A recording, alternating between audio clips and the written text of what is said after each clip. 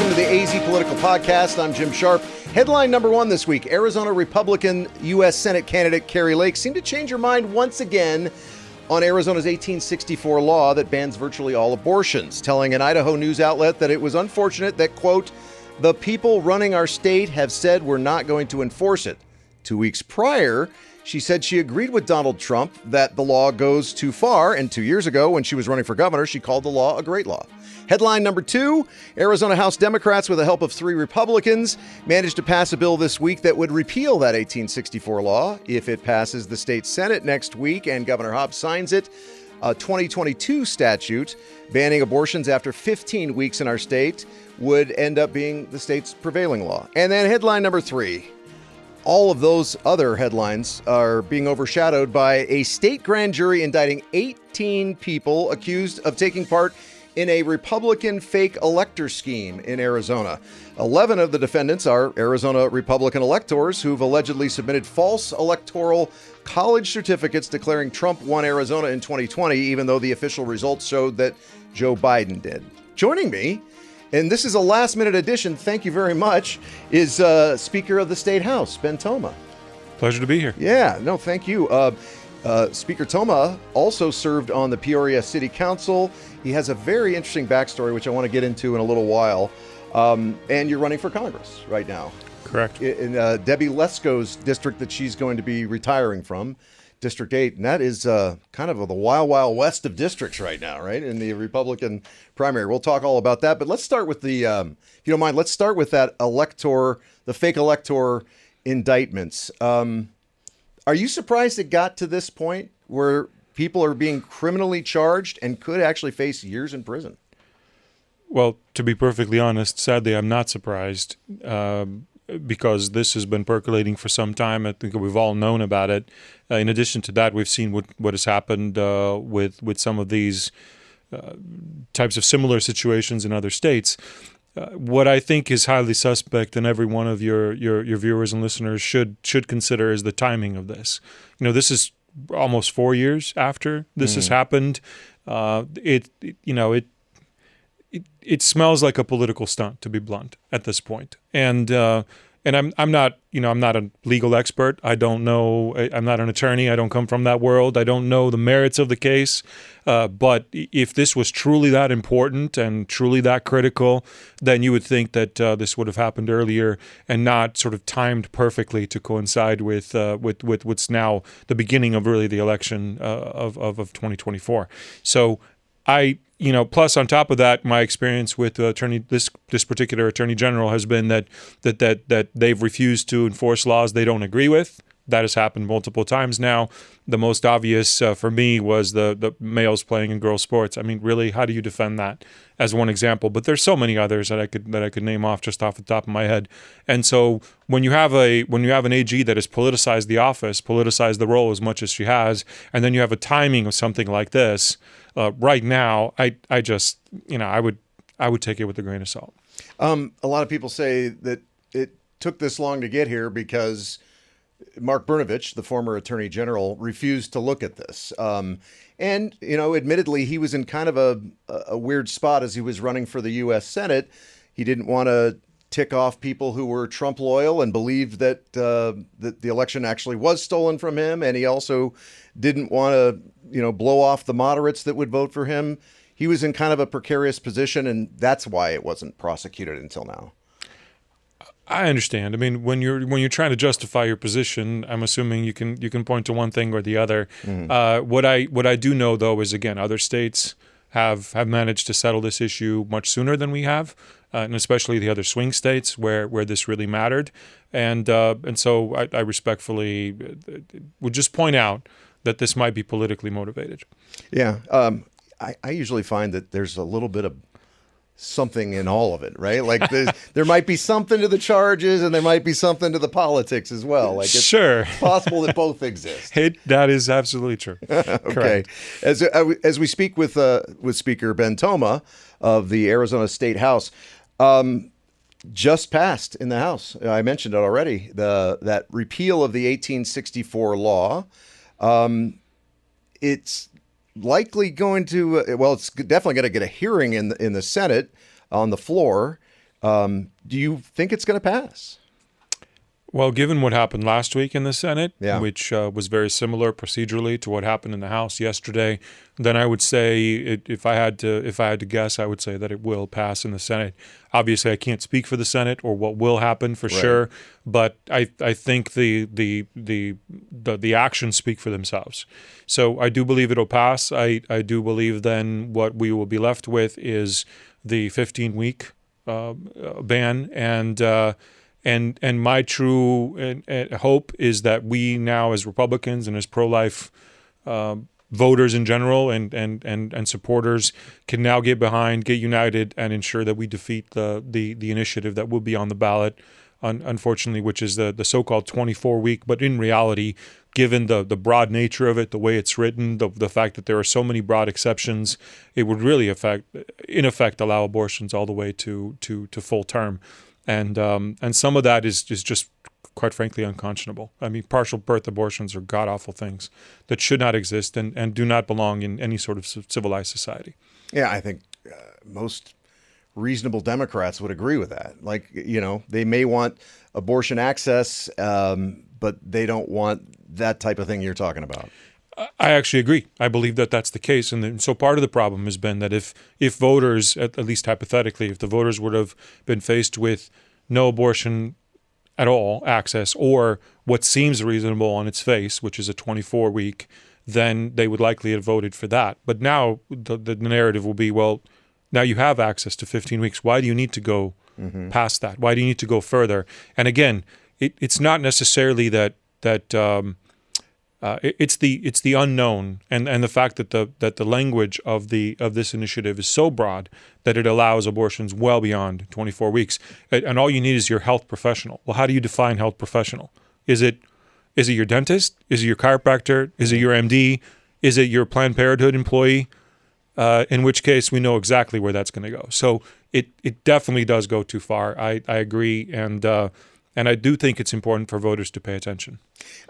If this passes the Senate, the state Senate, do you think Governor Hobbs is going to sign it? Because in some ways, I can see how it might be politically expedient for her to keep abortion in the mix in this election year of 2024, and keep driving people towards that initiative that would end up with a state constitutional amendment that would ensure abortion access to fetal viability.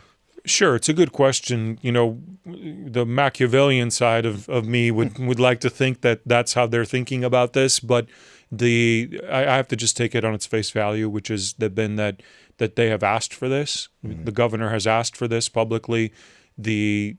I will point out that I slightly disagree respectfully with your headline. It was really 3 Republicans with the help of the Democrats that passed this, and that is not only technically correct, but actually what happened, both in terms of the way the motion was made. So I would expect fully that she does in fact sign it. I can't speak for her. She has not been shy using the veto stamp before, and so nothing would surprise me, to be perfectly honest with you. However, I would say at this point it would be I don't know how she would defend herself for those that do want abortion if she were to veto it. And what have you heard behind the scenes? What you can talk about as far as a Republican fashioned initiative for the ballot in November that would put in place an abortion amendment or law? Well, this part has been stated publicly. I've stated it publicly, so it's not a secret. We've been looking at other options in terms of what will happen. I mean, everything's on the table at this point. It could be that we do one initiative to compete with what's there. It could be that we do 3 initiatives to compete with what's there, to give voters more choices. And it very well could be that we do nothing on this front, and we don't have an agreement on what it is.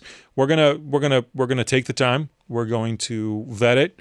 We're going to make sure that the language is is correct if and when we actually do something. The Rules Committee gave permission yesterday, as you may have heard, for late introductions. So we could do it on this topic. We could do something on a completely different topic. So at this point, everything truly is on the table. I'm not holding out on you.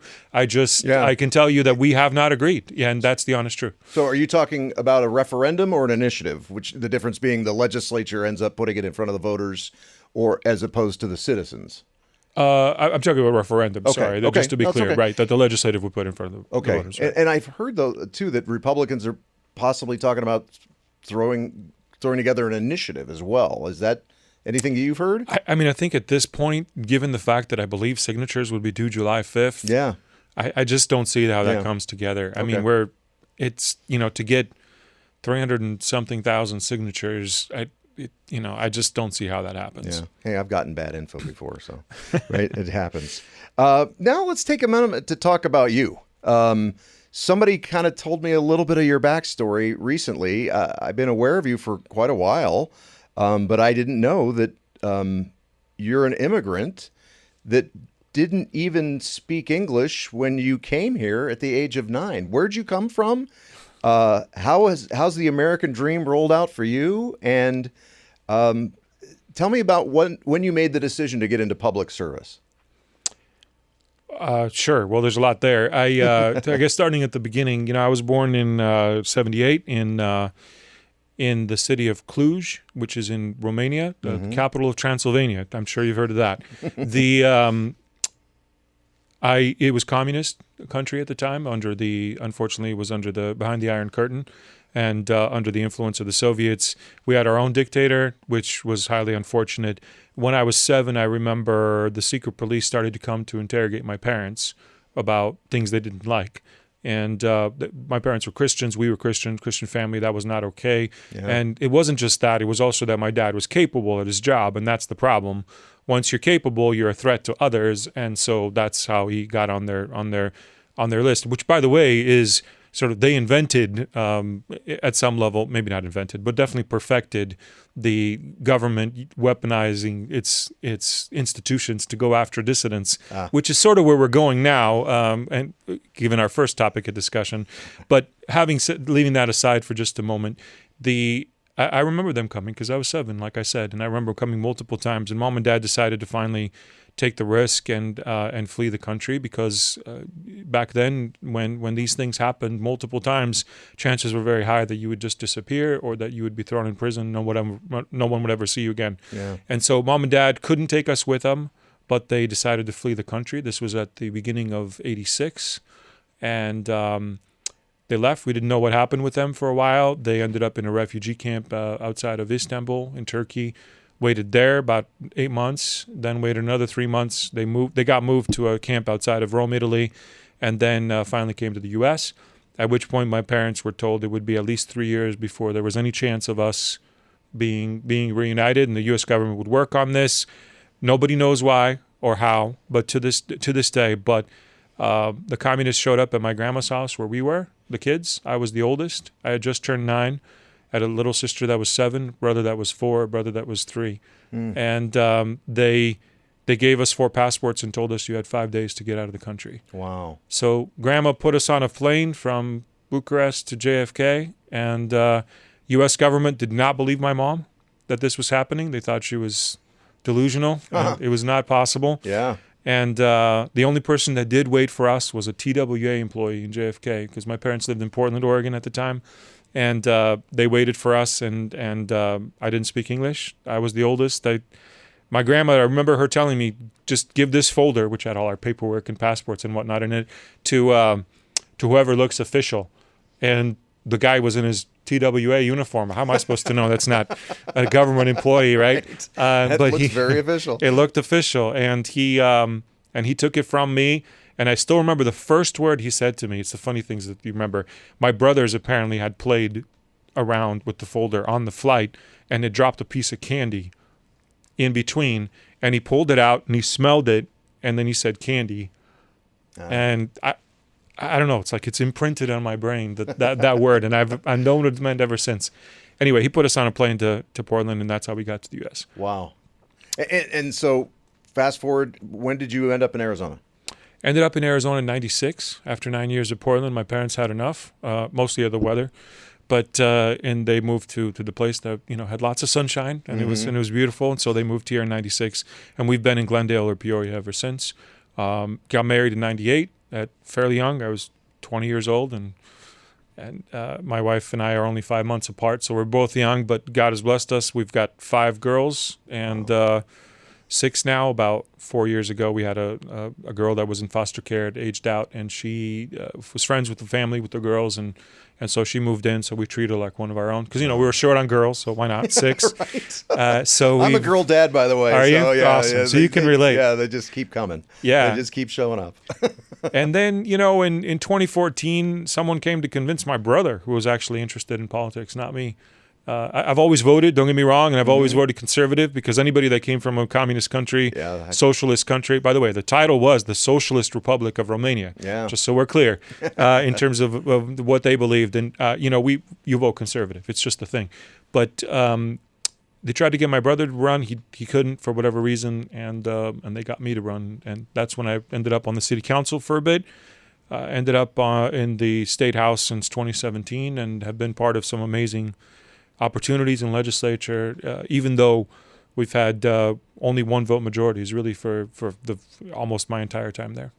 Yeah. And then you decided it's not crazy enough at the state level. You're going to go to Washington and see what working on national legislation's like. Look, it wasn't on my list. I will admit that.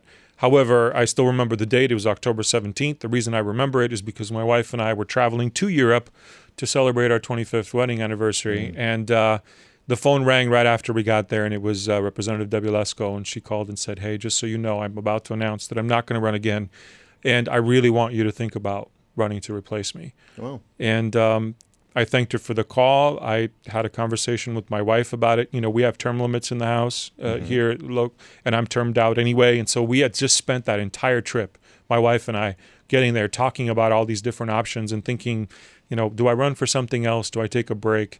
I landed on nothing. Just nothing felt right. And then that call happened. And the very next day, with my wife's blessing, because that's very important, I decided to call her back and said, look, if you're willing to help me, to the Congresswoman, if you're willing to help me, give me your team, give me your people, help me in every way, then I'll do this. And look, I know it's the Wild West, as you said, in the race.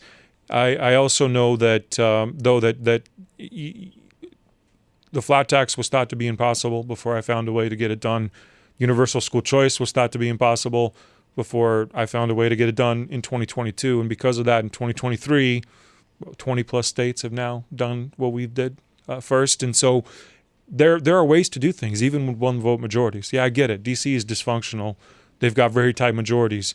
But everything I've done has been with 1 vote majorities and with impossible people and to work with. And yet, not because I'm great, but because I've been blessed and helped by God above, I guess, because that's the only place I can give credit to all this. I've been able to do things that others have not, and I feel like this is the next step in that development. It sounds like you've been blessed by an understanding family too. I got to tell you, if I took my wife on an anniversary trip to Europe and interrupted it with any kind of business at all, she'd be like, there's not going to be a 26th anniversary, my friend. So, well, my wife is a saint. I don't know what else to say. But I did do my best not to take too many calls on that trip. And she appreciated that. Yeah. But it is all joking aside, it's very much an entire family thing. Yeah. When you serve in public office, when you're involved in politics, it's not just me that gets attacked. It's often the family that gets attacked. And you've been, I'm sure, aware of this. It's a lot harder when you attack the family than when they attack you. Because at some level, you're the one in the arena. You expect it. Right. But when people are attacking your family, especially when it's below the belt sort of strikes and attacks, and all these brave keyboard warriors, that come out of the woodwork, it's not okay. So for me, it's very important that my family is on board. Yeah, no, that's family first, right? That's the Amen most to that. important thing. Yeah. Speaker Toma, Thank you. This was a real pleasure, an unexpected pleasure. My original guest kind of canceled on me, so I just grabbed him out of Mike Broomhead's studio, and he agreed to come on. So thanks again. I really appreciate it. No, it's an honor. I had a great time, so appreciate it. All right.